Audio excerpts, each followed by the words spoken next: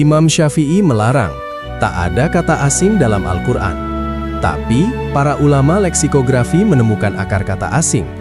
Ibnu Abbas sendiri menyebut kata-kata a'jamiyah. Debat klasik ini merobek fondasi pemahaman kita. Kita akan membuka dokumen yang ditutupi, menjembatani Imam Syafi'i dengan linguistik modern. Anda akan melihat keindahan Al-Quran yang sebenarnya. Untuk memahami perdebatan ini, kita harus kembali ke padang pasir Jazirah Arab. Semuanya berawal dari definisi. Apa itu bahasa Arab murni?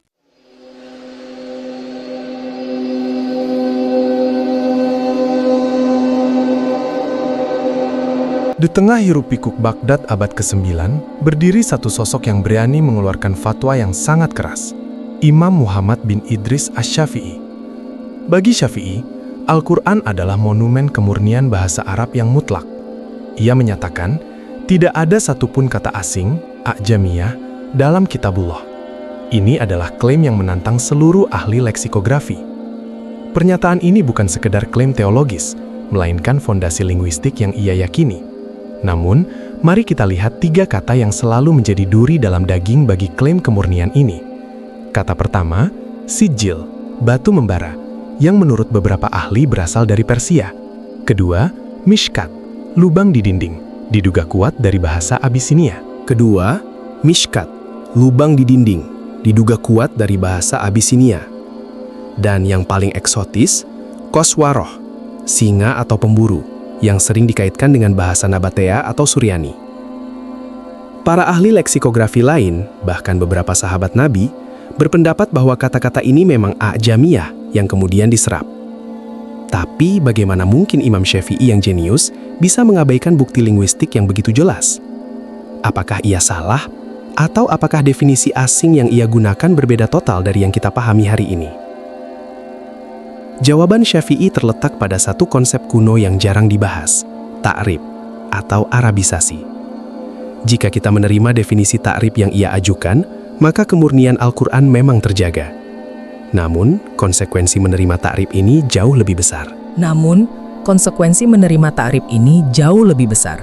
Ia mengubah seluruh cara kita membaca sejarah interaksi Jazirah Arab, dan yang terpenting, ia membuka pintu perdebatan yang membuat seluruh ulama leksikografi terpecah belah.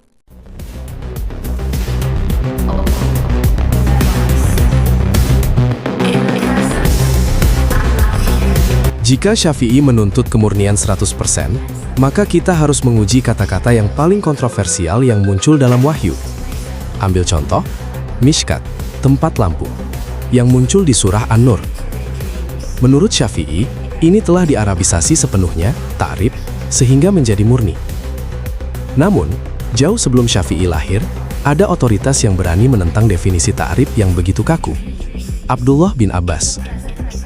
Ibnu Abbas, sepupu Nabi Muhammad dan juru tafsir pertama, tarjuman Al-Quran, ditanya secara spesifik tentang kata-kata yang terdengar aneh dalam Al-Quran.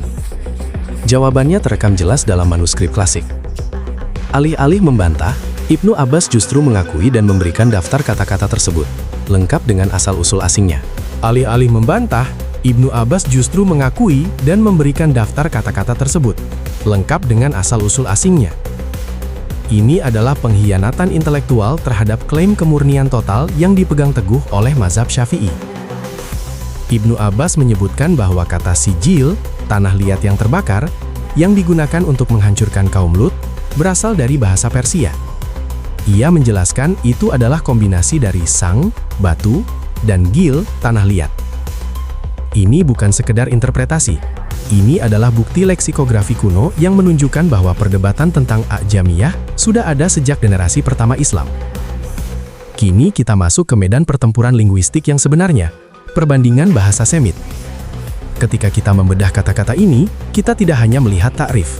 Kita melihat jejak kaki budaya yang tak terhapuskan. Ambil kata kistas, timbangan yang adil, yang muncul di surah Al-Isra. Ambil kata kistas, timbangan yang adil, yang muncul di surah Al-Isra. Secara fonetik dan semantik, kata ini hampir identik dengan kata Suryani, kistasa, yang merupakan bahasa liturgi dominan di Timur Tengah saat itu. Atau pertimbangkan jahanam, neraka. Meskipun terdengar sangat Arab, akar katanya jelas menunjuk pada bahasa Ibrani kuno, Gehinom. Lembah Hinnom, tempat pengorbanan anak yang terkenal di luar Yerusalem. Kata istakbarok, sutra tebal, yang indah, yang dijanjikan bagi penghuni surga, berakar pada bahasa Persia yang berarti tebal. Bukti-bukti ini dari bahasa Suryani yang kuat hingga GS, Habasyah, yang menyumbang kata mishkat, menghadirkan tantangan besar. Jika data linguistik ini benar, maka klaim Syafi'i tentang ta'rif adalah pertahanan terakhir yang rapuh. Paradoksnya, mengakui satu kata asing di dalam Al-Quran tidak merusak iman bagi Ibnu Abbas. Tapi, mengapa para ulama besar seperti Imam Syafi'i merasa seolah-olah pengakuan itu akan meruntuhkan seluruh fondasi agama? Jawabannya tersembunyi dalam satu operasi budaya yang jauh lebih besar dari sekadar bahasa. Sebuah konsep yang memaksa kita memahami siapa yang menguasai narasi bahasa, menguasai politik, dan menguasai kekuasaan. Ini adalah kisah tentang imperialisme linguistik.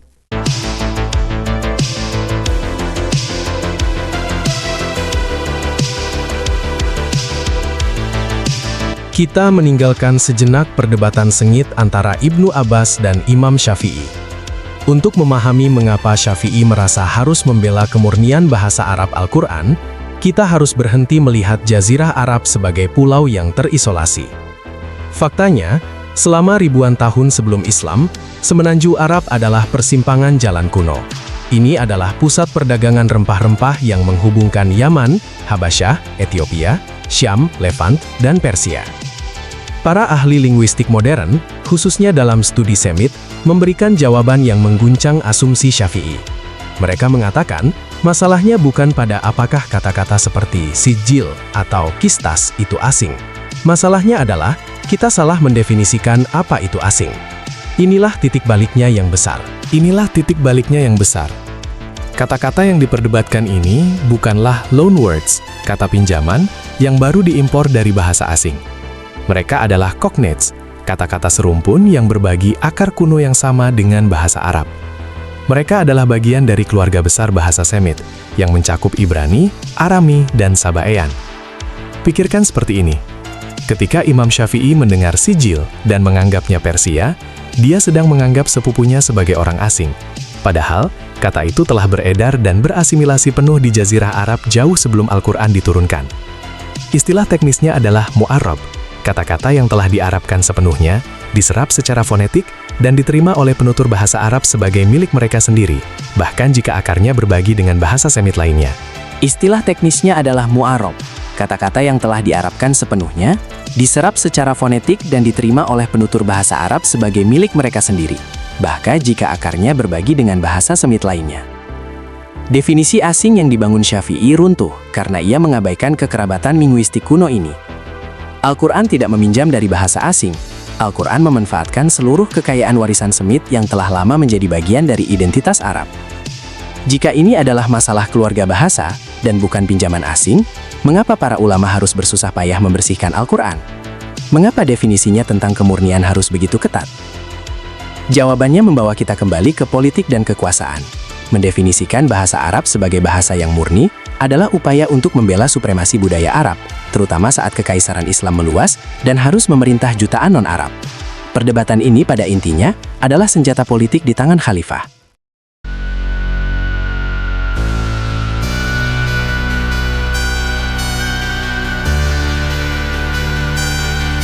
Taruhan yang meningkat bagi Imam Syafi'i bukanlah sekedar masalah linguistik. Ia melihat ancaman yang jauh lebih dalam. Sebuah keretakan yang berpotensi menghancurkan seluruh fondasi hukum dan teologi Islam. Larangan kerasnya terhadap kata asing di dalam Al-Quran adalah sebuah pertahanan teologis yang brilian. Jika Al-Quran mengandung kata-kata yang bukan asli Arab, maka klaimnya sebagai mujizat linguistik, sebuah konsep yang dikenal sebagai i'jaz, akan runtuh. Jika i'jaz runtuh, maka tidak ada lagi keunggulan yang tidak tertandingi. Al-Quran dapat diperlakukan seperti teks suci lainnya, membuka pintu air bagi penafsiran bebas dan menyimpang yang mengancam persatuan umat. Kekhawatiran utamanya adalah hukum atau fiqh. Jika makna sebuah kata harus dicari di luar tradisi Arab, lalu siapa yang menjadi penentu otoritas? Khalifah, sarjana Persia, para ulama Romawi yang baru masuk Islam. Bagi Syafi'i, Kemurnian bahasa Arab adalah benteng yang melindungi hukum Allah dari kekacauan interpretatif. Perdebatan ini pada intinya bukan tentang etimologi kata, melainkan tentang siapa yang memegang kendali atas penafsiran wahyu. Namun, tidak semua ulama mengambil jalan puritanisme yang ketat ini. Beberapa abad kemudian, ulama besar seperti Al-Suyuti menawarkan jalan tengah yang cerdas dan pragmatis. Mereka mengakui adanya konsep mu'arab, kata-kata yang awalnya asing tetapi telah sepenuhnya diarabkan, diasimilasi, dan digunakan oleh orang Arab sebelum Al-Quran diturunkan.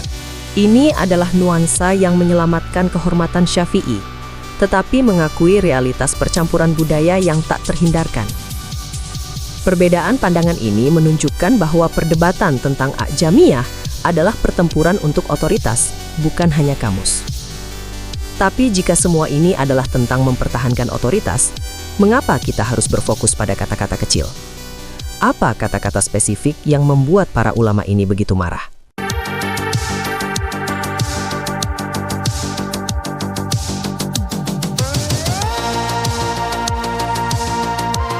Konsensus akademis modern menegaskan, kata-kata asing tersebut telah sepenuhnya diarabkan dan digunakan oleh suku Quraisy jauh sebelum wahyu turun. Kata-kata itu, pada saat diwahyukan, secara efektif sudah menjadi bahasa Arab. Perdebatan sengit selama berabad-abad ini, pada intinya, adalah upaya untuk mendefinisikan batas-batas kemurnian bahasa dan otoritas penafsirannya. Sebagai contoh, kata seperti sijil yang kontroversial ditemukan dalam prasasti kuno yang jauh mendahului Islam, menunjukkan tingkat asimilasi yang tak terhindarkan.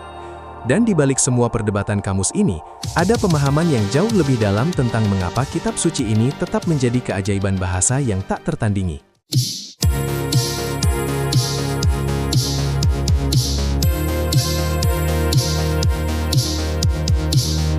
Debat tentang A'jamiyah ini memang menunjukkan betapa hidup dan kompleksnya diskursus linguistik Al-Quran.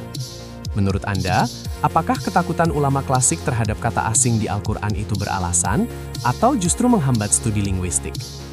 Jika Anda menghargai narasi yang menggali akar kata dan membedah sejarah seperti detektif, berikan like pada video ini agar kami tahu riset mendalam seperti ini layak untuk diteruskan. Namun, perdebatan A'jamiyah hanyalah puncak gunung es. Untuk mengungkap misteri kata sijin yang disebut Ibnu Abbas sebagai kata Persia, klik video yang muncul di layar sekarang.